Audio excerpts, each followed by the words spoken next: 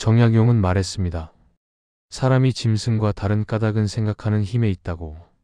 그런데 그대들은 혹시 이런 사람을 본 적이 있습니까? 나이는 40이 넘고 50이 넘었는데 말하는 것을 들어보면 20대 시절과 달라진 것이 없는 사람. 여전히 같은 불평을 하고 여전히 같은 실수를 되풀이하며 여전히 자기 잘못 앞에서 눈을 돌리는 사람 말입니다. 그런 사람 곁에 있으면 묘한 답답함이 밀려옵니다. 화가 나는 것도 아니고 미운 것도 아닌데 함께 있을수록 마음이 무거워지는 느낌. 그것은 그 사람에게서 성장의 기운이 느껴지지 않기 때문입니다. 우리는 흔히 나이가 들면 자연히 성숙해진다고 믿습니다. 세월이 사람을 가르친다고, 경험이 쌓이면 지혜가 온다고 생각합니다. 그러나 진짜 핵심은 시간의 양이 아닙니다. 그것은 생각의 깊이에 가깝습니다. 같은 10년을 살아도 매일 자기 안을 들여다본 사람과 하루도 자기 마음을 살피지 않은 사람의 10년은 전혀 다른 무게를 갖습니다. 시간은 모든 사람에게 똑같이 흐르지만 그 시간 속에서 무엇을 곱씹었느냐에 따라 사람의 결은 완전히 달라집니다. 정약용이 강진으로 유배를 떠났을 때 그의 나이는 이미 불혹을 넘긴 때였습니다. 한양에서 벼슬을 하던 시절 그는 자신이 꽤 성숙한 사람이라고 여겼습니다. 학문도 깊었고 말도 잘했으며 논리로 상대를 설득하는 데 능했습니다. 그런데 유배지에서 농부들과 마주 앉았을 때 그는 처음으로 자신의 얕음을 느꼈습니다. 글을 많이 읽은 것과 사람을 깊이 이해하는 것은 전혀 다른 일이었습니다. 지식은 넘쳤으나 겸손은 부족했고 말은 화려했으나 마음을 읽는 눈은 흐릿했습니다. 농부의 거친 손을 보면서도 그 손이 품고 있는 삶의 무게를 헤아리지 못했던 자신이 유배 첫 해의 긴 밤 속에서 비로소 부끄러움으로 다가왔습니다. 미성숙이란 무엇일까요? 그것은 머리가 나쁜 것이 아닙니다. 방향이 잘못된 것입니다. 생각이라는 힘을 자기 안으로 향하지 않고 오직 바깥으로만 쏟는 것, 남의 허물은 선명하게 보면서 자기 허물은 끝내 외면하는 것, 그것이 미성숙의 뿌리입니다. 깊이 생각하지 않는 삶은 살아도 사는 것이 아닙니다. 정약용은 유배의 첫 해에 그것을 뼈저리게 깨달았습니다. 오늘 이야기는 남을 판단하기 위한 것이 아닙니다. 우리 안에 여전히 남아있을지 모르는 미성숙의 흔적을 조용히 살피기 위한 것입니다. 혹시 지금 이 순간에도 나는 성장하고 있는가? 아니면 같은 자리를 맴돌고 있는가? 이 질문 앞에서 선뜻 대답이 나오지 않는다면 그것이야말로 이 이야기를 끝까지 들어야 할 이유일 것입니다. 그대들이 이 이야기를 끝까지 듣고 나면 아마 한 가지는 분명히 느끼게 될 것입니다. 성숙과 미성숙을 가르는 경계는 놀라울 만큼 얇고 그 얇은 경계를 넘는 힘은 대단한 능력이 아니라 아주 작은 습관에서 온다는 것을. 그렇다면 그 습관이란 무엇인지, 그리고 왜 어떤 사람은 그토록 오래 같은 자리에 머무는지 지금부터 함께 들여다보겠습니다. 사람들은 미성숙한 사람을 볼 때 대개 이렇게 말합니다. 원래 저런 사람이라고. 성격이 그런 거라고. 타고난 것이니 어쩔 수 없다고. 이 말에는 묘한 편안함이 있습니다. 타고난 것이라고 규정하는 순간 더 이상 그 사람에게도 나에게도 변화를 기대할 필요가 없어지기 때문입니다. 그러나 정약용은 그런 생각을 받아들이지 않았습니다. 사람의 본성은 선을 향해 있으되 그 본성을 가리는 것은 오랜 세월 쌓인 게으른 마음의 습관이라고 그는 보았습니다. 그가 강진에서 제자들을 가르칠 때 유독 같은 잘못을 되풀이하는 젊은이가 하나 있었습니다. 글을 읽다가 어려운 대목이 나오면 대충 넘기고 질문을 받으면 아는 척으로 얼버무리며 틀렸다는 지적을 받으면 금세 얼굴이 붉어져 자리를 피했습니다. 주변에서는 그 젊은이의 성미가 원래 그렇다고 했습니다. 하지만 정약용은 달리 보았습니다. 그것은 성격이 아니라 불편함을 피하는 습관이 굳어진 것이었습니다. 어릴 때부터 누군가가 대신 변명해주고 실수에도 넘어가주고 부끄러움을 느낄 틈도 없이 보호받았던 시간이 그 젊은이의 마음에 두꺼운 껍질을 만들었던 것입니다. 미성숙의 본질은 바로 여기에 있습니다. 불편한 감정 앞에서 도망치는 행동이 반복되면 그것은 어느새 자동적인 반응이 됩니다. 자존심이 상하면 화를 내고 잘못을 지적받으면 변명부터 하며 불안하면 남을 깎아내리는 것. 이 모든 것은 의식적인 선택이 아니라 오랜 시간 쌓인 회피의 결과입니다. 마치 물이 낮은 곳으로 흐르듯 생각도 편한 쪽으로 흐르려는 성질이 있습니다. 그 흐름을 한 번도 거슬러 본 적 없는 사람의 마음은 점점 얕아질 수밖에 없습니다. 여기서 한 가지 중요한 심리의 틀을 짚어야 합니다. 사람은 자기 행동의 원인을 설명할 때 기묘한 편향을 보입니다. 자기가 잘한 일은 능력 덕분이라 하고 못한 일은 상황 탓이라 합니다. 반대로 남이 잘하면 운이 좋았다 하고 못하면 그 사람의 성격 탓이라 합니다. 미성숙한 사람은 이 편향 속에 갇혀 있습니다. 자기를 객관적으로 보는 힘이 약하기 때문에 같은 패턴을 반복하면서도 자신은 매번 다르게 행동한다고 착각합니다. 정약용은 이것을 두고 거울 없이 자기 얼굴을 그리는 것과 같다고 했습니다. 아무리 정성을 들여도 실제 모습과는 다를 수밖에 없다는 뜻이었습니다. 그렇다면 이 습관은 영원히 바뀌지 않는 것일까요? 정약용은 그렇지 않다고 믿었습니다. 그 제자에게 그는 매일 아침 한 가지만 하라고 했습니다.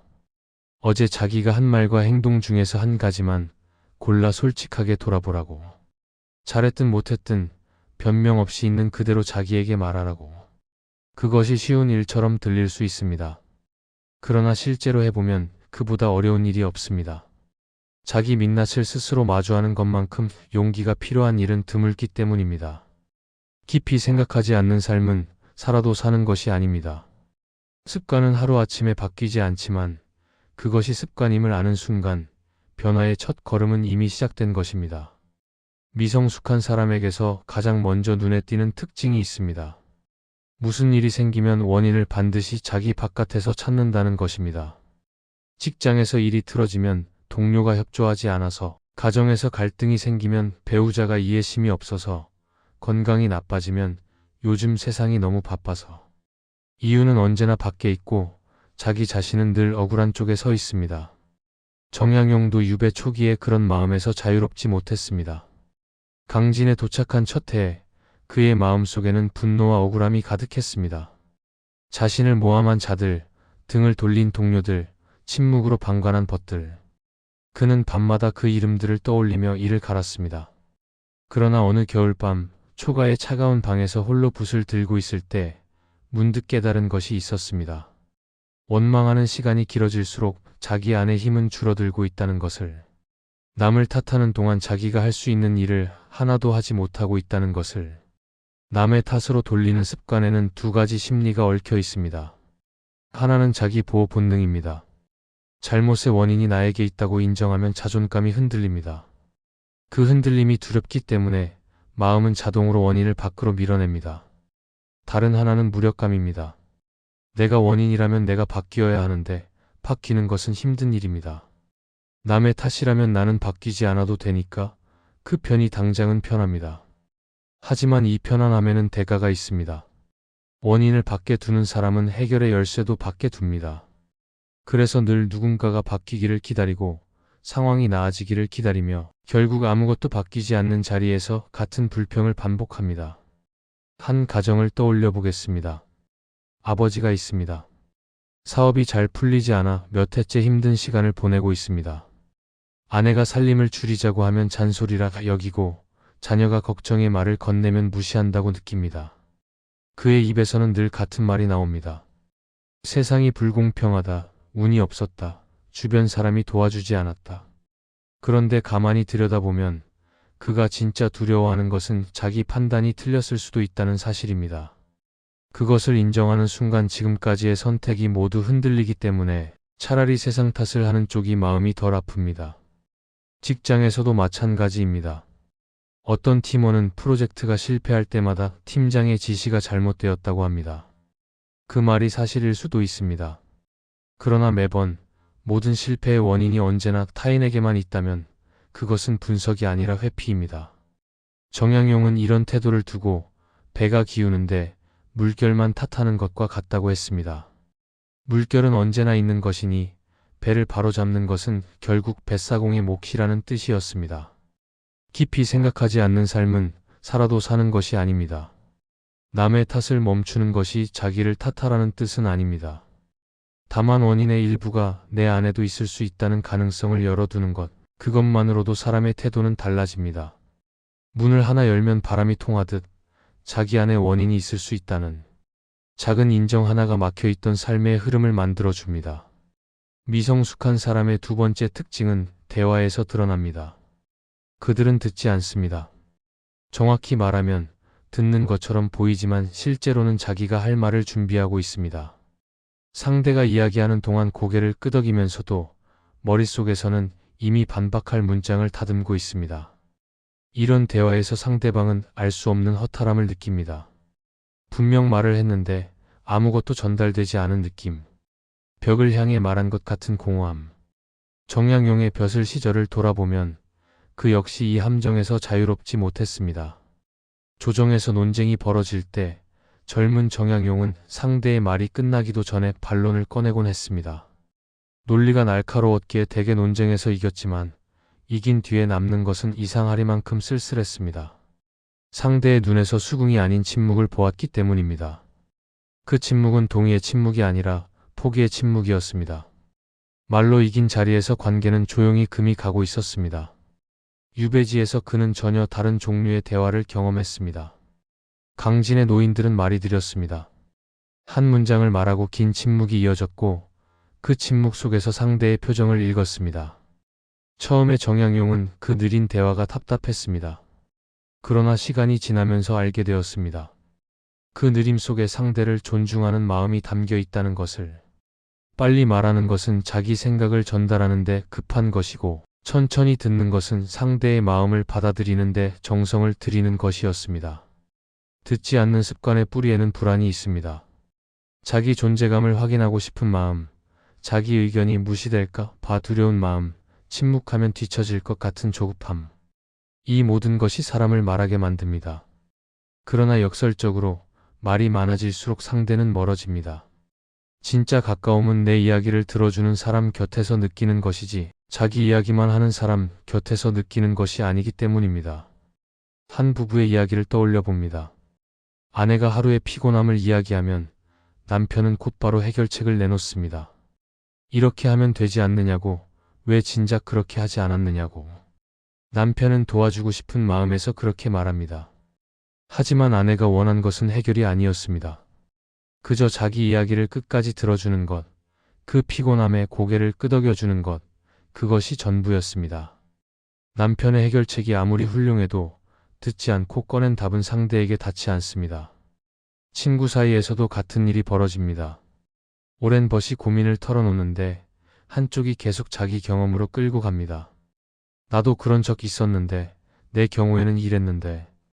그 말이 공감처럼 보이지만 실은 상대의 무대를 빼앗는 행위입니다. 진짜 공감은 상대의 이야기 안에 머무르는 것이지 내 이야기로 옮겨오는 것이 아닙니다. 깊이 생각하지 않는 삶은 살아도 사는 것이 아닙니다. 듣는다는 것은 단순히 소리를 받아들이는 것이 아닙니다. 상대의 감정과 맥락과 말 뒤에 숨은 진심까지 헤아리려는 노력입니다. 그 노력을 기울이는 순간 대화는 비로소 두 사람 사이의 다리가 됩니다. 혹시 이런 경험이 있으십니까? 무언가를 결심하고도 며칠을 넘기지 못한 적, 당장의 편안함에 끌려 더 중요한 것을 미룬 적, 참으면 더 좋은 결과가 올 줄 알면서도 지금 이 순간의 유혹을 이기지 못한 적. 이것은 의지가 약한 것이 아닙니다. 사람의 마음이 원래 그렇게 설계되어 있기 때문입니다. 눈앞의 것은 크게 보이고 먼 곳의 것은 작게 보입니다. 지금의 즐거움은 선명하고 미래의 보상은 흐릿합니다. 이 기울어진 저울 위에서 사람은 늘 현재 쪽으로 기울어집니다. 그러나 미성숙한 사람은 이 기울어짐을 인식하지 못합니다.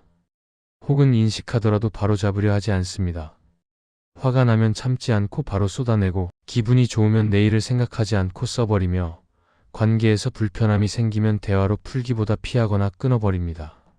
당장 이 감정을 해소하는 데에만 급급하고 그 해소가 가져올 결과는 생각하지 않습니다. 이것이 반복되면 관계도 일도 건강도 서서히 무너지는데 본인은 왜 무너지는지를 모릅니다. 하나하나는 사소한 선택이었기 때문입니다. 정약용의 유배 생활은 기다림의 연속이었습니다. 18년이라는 시간 동안 그는 한양으로 돌아갈 날을 기약할 수 없었습니다. 처음에는 몇 달이면 풀릴 것이라 기대했고 그 기대가 어긋날 때마다 깊은 절망이 찾아왔습니다. 그러나 시간이 흐르면서 정약용은 기다림을 대하는 태도를 바꾸었습니다. 돌아갈 날만 바라보는 대신 오늘 이 자리에서 할 수 있는 일에 집중하기 시작한 것입니다. 글을 쓰고 제자를 가르치고 백성의 삶을 연구했습니다. 그렇게 유배 기간 동안 그는 500권이 넘는 저술을 남겼습니다. 기다림을 견디는 힘이 그를 조선 최고의 학자로 만든 것입니다. 즉각적 만족을 추구하는 습관은 관계에서 가장 큰 피해를 남깁니다. 한 젊은이가 있습니다. 연인과 다툴 때마다 화를 참지 못하고 거친 말을 내뱉습니다. 말한 직후에는 속이 시원하지만 상대의 눈에 맺히는 상처를 보면 금세 후회합니다. 사과하고 다시 잘해보려 하지만 같은 상황이 오면 또 같은 일이 반복됩니다. 이 젊은이에게 부족한 것은 사랑이 아닙니다. 지금 이 순간의 감정과 이 관계의 미래 사이에서 잠시 멈추는 힘, 바로 그것이 부족한 것입니다. 직장에서도 다르지 않습니다. 당장 귀찮은 업무를 미루는 사람은 마감 직전에 허둥대고 그 결과 동료에게 부담을 넘기게 됩니다. 한두 번은 이해받지만 이것이 쌓이면 신뢰는 조금씩 깎여 나갑니다.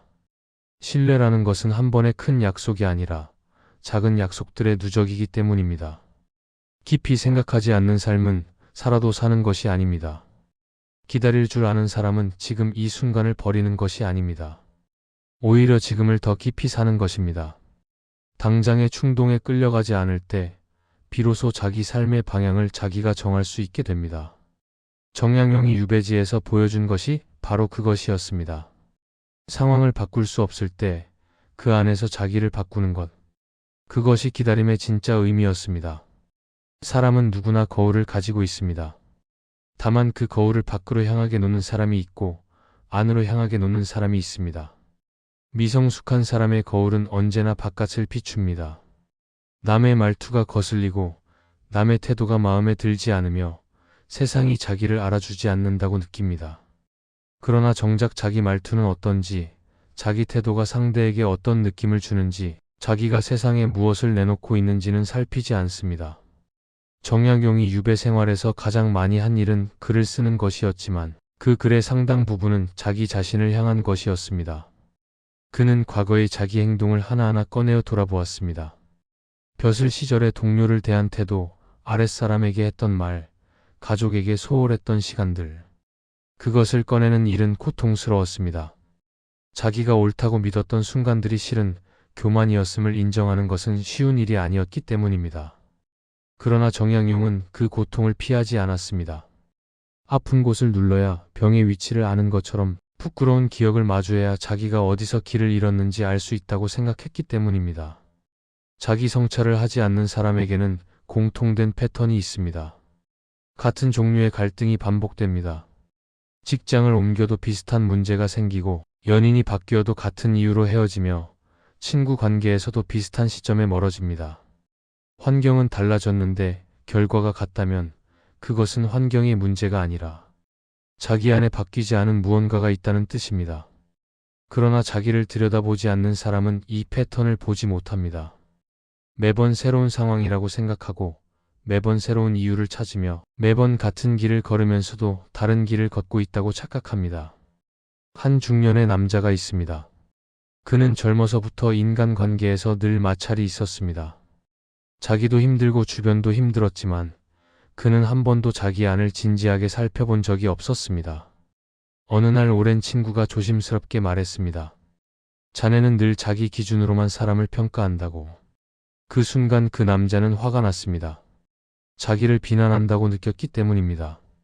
그러나 집에 돌아와 혼자 앉아 있을 때 친구의 말이 자꾸 떠올랐습니다. 그리고 천천히, 아주 천천히 그 말이 틀리지 않았을 수도 있다는 생각이 들기 시작했습니다. 그것은 작은 균열이었지만 그 균열 사이로 빛이 들어올 수 있는 틈이었습니다. 깊이 생각하지 않는 삶은 살아도 사는 것이 아닙니다. 자기를 들여다보는 일은 남을 더 잘 이해하기 위한 첫걸음이기도 합니다. 자기 안의 두려움을 아는 사람은 남의 두려움도 알아봅니다. 자기 약함을 인정한 사람은 남의 약함 앞에서 함부로 판단하지 않습니다. 정약용은 그것을 이렇게 표현했습니다. 자기를 속이는 사람은 남도 속이게 되고 자기에게 정직한 사람은 남에게도 정직할 수 있다고. 성찰이란 결국 정직의 다른 이름이었습니다. 미성숙한 사람의 또 다른 특징은 감정의 크기와 상황의 크기가 맞지 않는다는 것입니다. 사소한 말 한마디에 하루를 망치고 작은 무시에 일주일을 끌어오르며 별것 아닌 불편의 관계 전체를 흔들어 놓습니다. 반면 정말 중요한 것, 가족의 건강, 자기 삶의 방향, 진짜 소중한 사람과의 관계 같은 것에는 의외로 둔감합니다. 급한 불에만 반응하고 조용히 타들어가는 불씨에는 눈길도 주지 않습니다. 정약용이 유배지에서 관찰한 사람들 중에도 그런 이가 있었습니다. 마을의 한 농부는 이웃과 밭의 경계를 두고 몇 해째 다투고 있었습니다. 고작 몇 뼘의 땅 때문에 얼굴을 붉히고 온 마을에 소문을 내며 심지어 관아에까지 호소했습니다. 그런데 그 사이에 그의 아들은 서당을 그만두었고 아내는 병이 깊어지고 있었습니다. 정작 자기 집 안에서 벌어지는 일은 보지 못한 채 밖의 사소한 다툼에 모든 에너지를 쏟고 있었던 것입니다. 정약용은 그것을 보며 자기 자신의 과거를 떠올렸습니다. 조정에서의 정치적 다툼에 마음을 빼앗겨 멀리 있는 가족에게 편지 한 통 쓰지 못했던 시절을. 이런 현상의 뿌리에는 통제감에 대한 착각이 있습니다. 작은 일에 반응하면 마치 자기가 뭔가를 하고 있다는 느낌이 듭니다. 화를 내고 따지고 바로잡으려 하면 자기가 상황을 통제하고 있다는 착각이 생깁니다. 반면 큰 문제는 복잡하고 답이 바로 나오지 않기 때문에 마주하면 무력감이 밀려옵니다. 그래서 사람은 무의식적으로 큰 문제를 외면하고 작은 문제에 매달립니다. 바쁘게 움직이면서도 정작 중요한 것은 아무것도 하지 않는 이상한 상태에 빠지는 것입니다. 직장에서도 이런 사람을 볼 수 있습니다. 사소한 의전이나 자리 배치에 민감하게 반응하면서 팀의 방향이나 자기 역할의 본질에는 무관심한 사람. 회의에서 누가 자기 의견을 무시했다는 사실에 며칠째 분개하면서 자기 업무 역량을 키우는 일에는 시간을 들이지 않는 사람. 이들은 에너지가 없는 것이 아닙니다. 에너지를 잘못된 곳에 쏟고 있는 것입니다. 가정에서도 마찬가지입니다. 배우자의 사소한 습관에 매일 짜증을 내면서 그 사람이 왜 지쳐 있는지는 물어보지 않는 사람. 자녀의 성적에는 민감하게 반응하면서 그 아이의 마음이 어떤 상태인지는 살피지 않는 사람. 눈에 보이는 것에만 반응하고 보이지 않는 것은 존재하지 않는 것처럼 행동합니다. 깊이 생각하지 않는 삶은 살아도 사는 것이 아닙니다. 성숙한 사람은 감정의 크기를 조절할 줄 압니다. 작은 일에는 가볍게, 큰 일에는 무겁게. 이 단순한 균형이 삶의 질을 결정합니다. 정약용은 유배 생활이 길어지면서 이 균형을 배워갔습니다. 하루의 사소한 불편에는 웃어 넘기되 백성의 고통이라는 큰 문제 앞에서는 붓을 놓지 않았습니다. 무엇이 진짜 중요한지를 아는 것, 그것이 성숙의 또 다른 이름이었습니다. 지금까지 이야기한 것들을 돌아봅니다. 모든 것을 남의 탓으로 돌리는 사람, 듣지 않고 말하려고만 하는 사람, 즉각적 만족을 참지 못하는 사람, 자기 안을 들여다보지 않는 사람, 작은 것에 흔들리고 큰 것을 놓치는 사람. 이 특징들을 읽으면서 혹시 불편한 마음이 들었다면 그것이야말로 건강한 반응입니다. 불편함을 느낀다는 것은 자기를 돌아보고 있다는 뜻이기 때문입니다. 정약용은 유배 생활의 마지막 해에 이런 글을 남겼습니다. 자기는 평생을 배웠지만 배울수록 모르는 것이 더 많아졌다고. 젊은 시절에는 자기가 꽤 알고 있다고 생각했는데 나이가 들수록 자기 안의 부족함이 더 선명하게 보인다고. 이 고백은 겸손의 표현이 아니라 성숙의 본질을 보여줍니다. 성숙한 사람은 자기가 완성되었다고 생각하지 않습니다. 오히려 끊임없이 부족함을 느끼면서도 그 부족함을 외면하지 않는 사람, 그 사람이 진짜 성숙한 사람입니다. 여기서 한 가지 균형을 잡아야 합니다. 미성숙의 특징을 안다고 해서 남을 쉽게 판단하라는 뜻은 아닙니다. 사람은 누구나 상황에 따라 미성숙해질 수 있습니다. 극심한 스트레스 속에서 오래된 상처가 건드려졌을 때, 지치고 외로울 때, 평소에는 성숙한 사람도 미성숙한 반응을 보일 수 있습니다. 중요한 것은 한 번의 반응이 아니라 패턴입니다. 그리고 그 패턴을 인식하고 바꾸려는 의지가 있느냐 없느냐가 성숙과 미성숙의 갈림길입니다. 그렇다면 성숙해지기 위해 오늘 당장 할 수 있는 일은 무엇일까요? 첫째, 하루에 한 번 자기에게 물어보는 것입니다. 오늘 내가 불편했던 순간에 나는 어떻게 반응했는가? 둘째, 누군가의 말을 들을 때 상대가 끝까지 말할 때까지 기다리는 것입니다. 셋째, 화가 나는 순간에 새 호흡만 늦추는 것입니다. 넷째, 잠들기 전에 오늘 내가 정말 중요한 것에 시간을 썼는지 돌아보는 것입니다. 이 네 가지는 작아 보이지만 매일 하면 한 달 뒤에 자기가 달라져 있음을 느낄 것입니다. 정약용은 18년의 유배를 마치고 고향으로 돌아왔을 때 예전의 자기와는 완전히 다른 사람이 되어 있었습니다. 젊은 날의 날카로움은 깊은 온기로, 논리의 빠름은 이해의 넓이로, 이기려는 열정은 품으려는 너그러움으로 바뀌어 있었습니다. 그러나 그 변화는 유배라는 극적인 사건 때문이 아니었습니다. 매일 아침 자기를 돌아보고 매일 저녁 자기에게 정직했던 작은 습관들의 누적이었습니다. 성숙은 어느 날 갑자기 도착하는 목적지가 아닙니다. 매일 한 걸음씩 자기를 향해 걸어가는 방향입니다. 처음에 던졌던 질문을 다시 떠올려 봅니다. 왜 어떤 사람은 나이만 먹는가? 이제 그 답을 알 것입니다. 나이는 시간이 주지만 성숙은 자기가 만드는 것입니다. 시간 속에서 자기를 돌아보는 사람만이 진짜로 나이를 먹습니다. 깊이 생각하지 않는 삶은 살아도 사는 것이 아닙니다. 오늘 밤 잠들기 전에 한 가지만 스스로에게 물어보십시오. 나는 오늘 어제보다 한 뼘이라도 더 깊어졌는가? 그 질문을 던지는 것 자체가 이미 성숙을 향한 걸음입니다.